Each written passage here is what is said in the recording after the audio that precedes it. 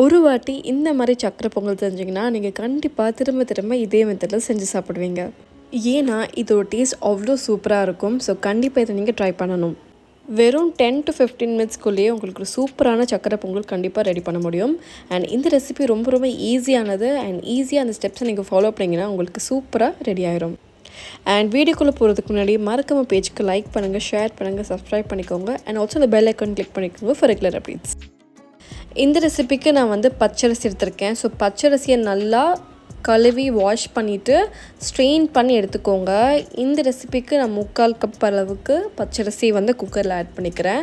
இதோட 4 table spoon அளவுக்கு moong தாலையும் clean பண்ணி சோக் பண்ணி ஸ்ட்ரெயின் பண்ணி இதெல்லாம் சேர்த்துக்கிறேன். இதோட 1 கப் அளவுக்கு பால் சேர்த்துக்கிறேன். பால் சேர்த்ததுக்கப்புறம் இதோட 2 கப் அளவுக்கு தண்ணி சேர்த்துக்கிறேன். இப்போ இதை நம்ம மிக்ஸ் பண்ணிவிட்டு குக்கரை க்ளோஸ் பண்ண வேண்டியதுதான். குக்கரில் கேஸ்கெட் போட்டுட்டு விசில் போட்டுட்டு நம்ம க்ளோஸ் பண்ணிக்கணும். ஸோ இதை நம்ம ஹை ஃப்ளேமில் குக் பண்ணிக்க போகிறோம். ஹை ஃப்ளேமில் குக் பண்ணும்போது ஒரு விசில் வரும். ஒரு விசில் வந்ததுக்கப்புறம் லோவஸ்ட் ஃப்ளேமில் கம்மி பண்ணிவிட்டு 5 மினிட்ஸில் நீங்கள் ஸ்டவ்வை டர்ன் ஆஃப் பண்ணிங்கன்னா பொங்கல் ரெடி ஆயிரும்.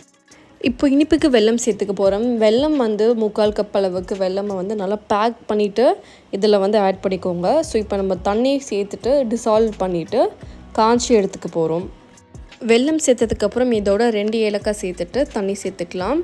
3/4 கப் வெல்லத்துக்கு 1 கப் அளவுக்கு தண்ணி சேர்த்துக்க போகிறேன். தண்ணி சேர்த்ததுக்கப்புறம் இதை நல்லா மிக்ஸ் பண்ணிவிட்டு டிசால்வ் பண்ணிக்கோங்க. நான் பவுடர் ஜாகரி யூஸ் பண்ணுறதுனால எனக்கு சீக்கிரம் டிசால்வ் ஆயிரும். ஸோ நீங்கள் இன்கேஸ் உங்களது பேக்டாக் வந்துச்சுன்னா it takes a bit time. So நான் பவுடர் யூஸ் பண்ணுறதுனால ஒரு 5 மினிட்ஸ்க்குள்ளேயே சீக்கிரமாக டிசால்வ் ஆகி பாயில் ஆகி வந்துடும். ஸோ இன்கேஸ் நீங்கள் கட்டி மாதிரி யூஸ் பண்ணுறதா இருந்தீங்கன்னா ஒரு 5 to 10 மினிட்ஸ் வரைக்கும் டிசால்வ் பண்ணதுக்கப்புறம் நீங்கள் ஸ்டவ் டர்ன் ஆஃப் பண்ணால் போதும். ஸோ இந்த ரெசிபிக்கு ஒன்லி நம்ம டிசால்வ் பண்ணால் போதும். நல்லா பாகு மாதிரி காய்ச்ச தேவையில்லை. ஸோ ஒரு ஃபியூ மினிட்ஸ்க்கு பாயில் ஆனால் போதும். லைக் 1 to 2 மினிட்ஸ் பாயில் ஆகிட்டு நம்ம ஸ்டவ்வை டர்ன் ஆஃப் பண்ணிட்டு ஃபில்டர் பண்ணிக்க வேண்டியதுதான். இப்போ பாயில் பண்ணதுக்கப்புறம் இதை நம்ம ஸ்ட்ரெயின் பண்ணிக்கலாம். ஸ்ட்ரெயின் பண்ணுறதுக்கு ஒரு மெட்டல் ஸ்ட்ரெயினர் யூஸ் பண்ணிக்கோங்க. இன்கேஸ் மெட்டல் ஸ்ட்ரெயினர் இல்லைனா நீங்கள் இதை கொஞ்சம் ஆற வச்சு அதுக்கப்புறம் ஸ்ட்ரெயின் பண்ணிங்கன்னா உங்களுக்கு பிளாஸ்டிக் மெல்ட் ஆகாது. ஸோ இந்த மாதிரி இதை ஸ்ட்ரெயின் பண்ணி தனியாக எடுத்து வச்சுக்கோங்க. இதை நம்ம குக் பண்ணி வச்சுருக்க பொங்கலோடு சேர்த்து மிக்ஸ் பண்ணிக்க போகிறோம். ஸ்டவ்வை டர்ன் ஆஃப் பண்ணதுக்கப்புறம் ப்ரெஷரை கொஞ்சமாக ரிலீஸ் பண்ணிவிட்டு இதை நான் ஓப்பன் பண்ணிக்கிறேன். ஓப்பன் பண்ணி இதை நல்லா ஸ்மாஷ் பண்ணிக்கணும். உங்களுக்கு ஆல்ரெடி நல்லா ஸ்மாஷ் ஆகிருந்துச்சுன்னா உங்களுக்கு வெல்லம் ஆட் பண்ணதுக்கப்புறம் நல்லா மிக்ஸ் பண்ணாலே உங்களுக்கு இன்னும் ஸ்மாஷ் ஆகிரும். ஸோ இதை நான் லைட்டாக ஸ்மாஷ் பண்ணிக்கிறேன். ஸ்மாஷ் பண்ணிவிட்டு நான் நம்ம காய்ச்சி வச்சுருக்க வெல்லத்தை அதில் சேர்த்துக்க போகிறேன்.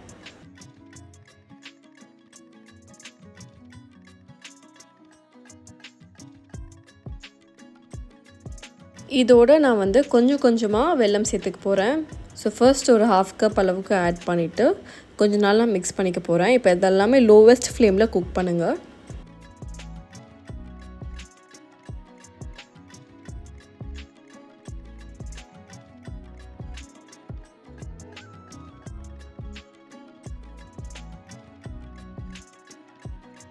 இப்போது அகெயின் பேலன்ஸ் இருக்க 1/2 கப் வெல்லத்தை சேர்த்துட்டு அகெயின் நான் மிக்ஸ் பண்ணிக்க போகிறேன். ஸோ இந்த மாதிரி கன்சிஸ்டன்சி வந்தாலே ரெடி ஆயிடுச்சு. இப்போ நீங்கள் ஸ்டவ்வை டர்ன் ஆஃப் பண்ணிக்கோங்க. இப்போது இதை நம்ம தாளிக்கலாம். தாளிக்கிறதுக்கு நிறைய நெய் ஆட் பண்ணிக்கோங்க. இதில் ஒரு 3 to 4 டேபிள் ஸ்பூன் அளவுக்கு நெய் சேர்த்துக்க போகிறேன்.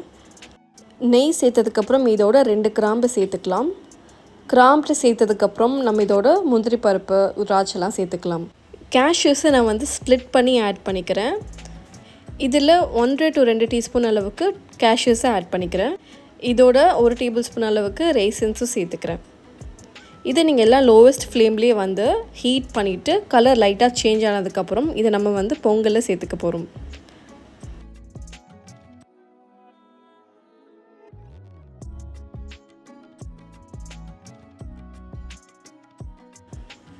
ஸோ இப்போ கீ மிக்சர் இதில் ஆட் பண்ணிட்டு நல்லா மிக்ஸ் பண்ணிவிட்டு சர்வ் பண்ணலாம்.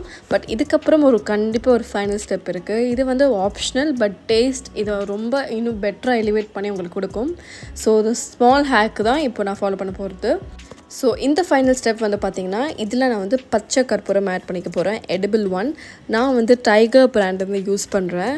இது வந்து உங்களோட பொங்கல் டேஸ்ட்டை வந்து இன்னும் பெட்டராக சூப்பரான ஒரு எலிவேட் பண்ணி உங்களுக்கு கண்டிப்பாக கொடுக்கும். அண்ட் இதில் வந்து நம்ம ரொம்ப கேர்ஃபுல்லாக வந்து ஆட் பண்ணிக்கணும், பிகாஸ் இதோட எசன்ஸ் அண்ட் ஃப்ளேவர் ரொம்ப ரொம்ப ஸ்ட்ராங்காக இருக்கும். தெரியாமல் அதிகமாக ஆட் பண்ணிட்டிங்கன்னா சுத்தமாக சாப்பிட முடியாது. அண்ட் ஸோ ரொம்ப ரொம்ப கேர்ஃபுல்லாக வெரி வெரி ஸ்மால் கடுகு அளவுக்கு கொஞ்சமாக பச்சை கற்பூரம் எடுத்து பவுடர் பண்ணிவிட்டு டிசால்வ் பண்ணிக்குவோங்க வாட்டரில். இந்த கடுகளவு எடுத்துருக்க இந்த பச்சை கற்பூரத்தை வந்து தண்ணியில் டிசால்வ் பண்ணிட்டு கொஞ்சமாக ஆட் பண்ணிக்கோங்க. ஆட் பண்ணிவிட்டு இதை நல்லா மிக்ஸ் பண்ணிவிட்டு இம்மீடியட்டாக நீங்கள் சர்வ் பண்ணலாம். டேஸ்ட் ரொம்ப சூப்பராக இருக்கும். ஸோ கண்டிப்பாக நீங்கள் ட்ரை பண்ணுங்கள். கண்டிப்பாக இந்த ரெசிபி ட்ரை பண்ணி பாருங்கள். உங்களுக்கு இந்த வீடியோ பிடிச்சிருக்குன்னா மறக்காமல் பேச்சுக்கு லைக் பண்ணுங்கள், ஷேர் பண்ணுங்கள், சப்ஸ்கிரைப் பண்ணிக்கோங்க. அண்ட் ஆல்சோ அந்த மறக்காமல் அந்த பெல் ஐக்கன் கிளிக் பண்ணுங்கள். அப்போ தான் நான் போட்ட வீடியோஸ் எல்லாமே உங்களுக்கு ரெகுலராக வரும். அண்ட் உங்களுக்கு இது மட்டும் இல்லாமல் டிஃப்ரெண்ட்டான ASMR content and lunch box recipes வேணும்னா என்னோட இன்ஸ்டாகிராம் பேஜும் செக் பண்ணிக்கோங்க, @ratioofficial on Instagram. And that's all about today's video, and I'll see you on the next one.